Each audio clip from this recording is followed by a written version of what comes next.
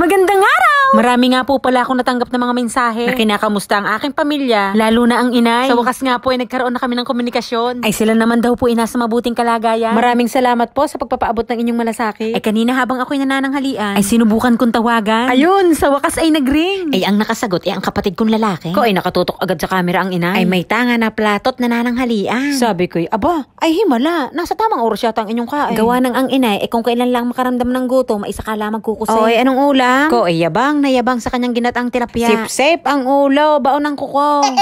Abay buti kay may nabilhan pang ulam. Arila ko laang ha. Mga alpas yan sa fish pond. Ika ng kuya. O ay kamusta ang tubig nyo dyan? Kayo gimi na iinom pa. Ay meron pa naman akong naitabi din ng 1 galon. O ay ang panligo? Ay are, maaangot na.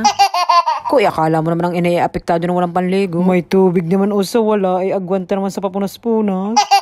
Ko, ay parang alam ko na kung saan ako nagmana. Tulad na reyagyag na naman, ay walang ligo-ligo. Ay laban! Gaya na rin ilong ko, laban na laban. O ay inunahan ko na kayo at maigi nang sa akin ang galing. Ay mas masakit kung sa inyo pa magmumula.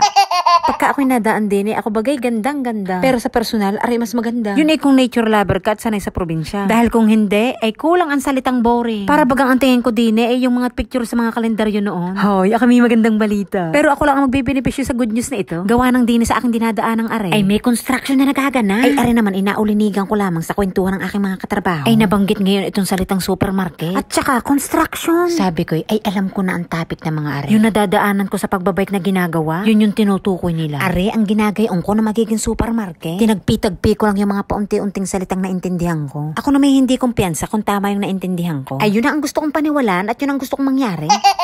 Ay, sa doon nasisiyahan ang isip ko eh. Ay, hindi ko na lang isinashare sa kanila at para walang basag trip. Ay, imagine nyo naman kung supermarket ito. Ay, ang laking matitipid ko sa oras at pagod na rin. Ay, biruin nyo. Tama na. Are naman, ipanira ng imagination.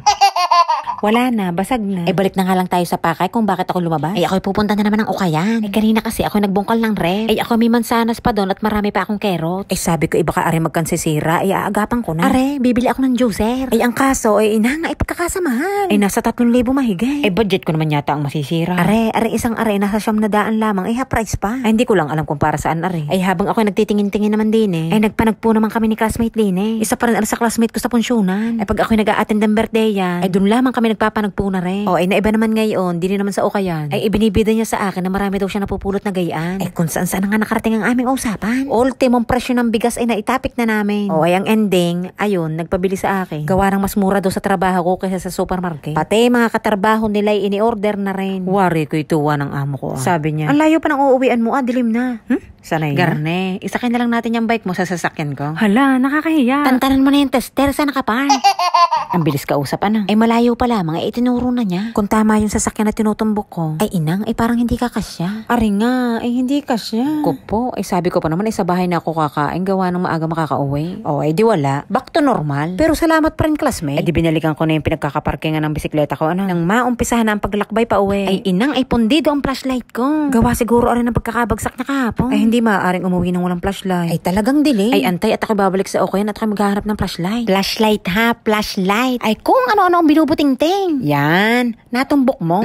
Ay binitawan, ay lasahin ko yung napaso. Ay maliban sa mahal, ay parehong-pareho lang sa dati kong ginamit. Ay hindi ako satisfied sa performance, kita nyo naman. Makapunta na nga lang sa Daiso. Pumunta ka na sa Daiso at bitaw-bitawan mo na yung hawak mo. Sari-sari ka na, hindi ka naman mabibigyan niya ng liwanag sa daan. O ay are na nga, madali naman akong kausap. O ay dinaan din agad sa Daiso. Ay paus-paus ka ngayon, ay nakibagong gising. Ay gawa ng binovoice over ko or kagabi, ay hindi ko na natapos. Ay ako antok na. O di ngayon ang continuation. O ay pinintoryo ko na agad ang aking hanap. Ay sinamahan ko na agad ng battery. Handa ito uy, naisip ko na agad yan. Para sigurado, ay itinanong ko na rin kung tama baga-arin na dampot kong battery. O diga, mali. Ay number 4 daw pala. Ay ako'y nagsiguro na, gawa ng pag-arin na buksan ko, ay hindi na po pwedeng ibalik. Ay dahil maliwanag pa naman sa mga dadaanan ko. Samantala, arin mo ng cellphone ang gagamitin ko. Ay ako kasi gutom na, ay hahabulin ko muna mga sili sa supermarket. O ay are, pinaspasan ko na. Ay ang plano ko sana ay kumain sa food court. Ay sa gutom ko nga, ay kanin ang hanap ko. O ay di bumili ako ng onigiring are at sinamahan ko na rin ng kaunting chicken. Ay inang, ay talagang literal nakakaunti. Ay gagasungo. Ay sabi ko maigi pang doon ako bumili sa supermarket ng chicken. Ay wala na, better luck next time na lang. O ay sumakto din nga naman ang ulam Ay kung hindi pa nilakhan ng subo sa kanin. Ay ang plano ko sana ay makakakain ako ng masarap pero matipid. O ay di are ang nangyari, tinipid.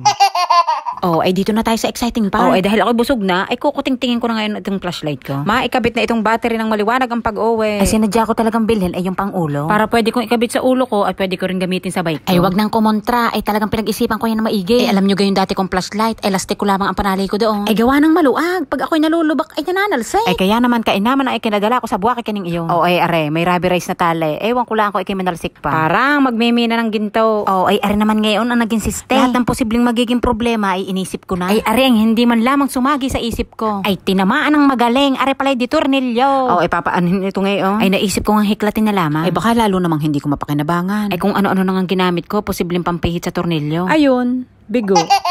Agwanta ulit sa flashlight ng cellphone. Ay buti nala ang kamoy, marami pang battery ang cellphone ko. Ay tunay, ay hindi maaaring dumaan doon ng walang flashlight. Talagang pusikit sa dilim. Ay baka mamaya ako'y pedal si pedal eh, nasa gitna na ako ng kaparangan. Oh, eh matapos kong gamitin yung lastik ko sa luma kong flashlight. Are naman pala ang purpose na rin. Pampatibay nang hindi manalsik ang cellphone.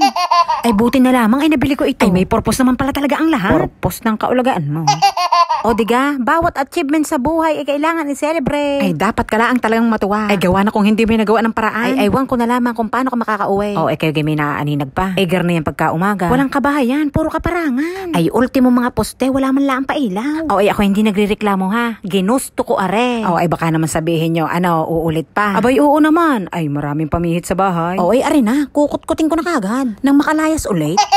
Ay alangan namang ikadala. Ay ang paglayas lamang ang aking libangan. Ay garnilaang naman are pagka malapit na ang winter. Ay pagka summer naman ay alas 7 na ay maliwanag pa. Ay wala din pala akong screwdriver sa bahay. Ay di rin panlinis ng mga kuko yung naaari na. Yun, o di ano, ay pwede na ulit lumayas. O siya, Diyan na kayo.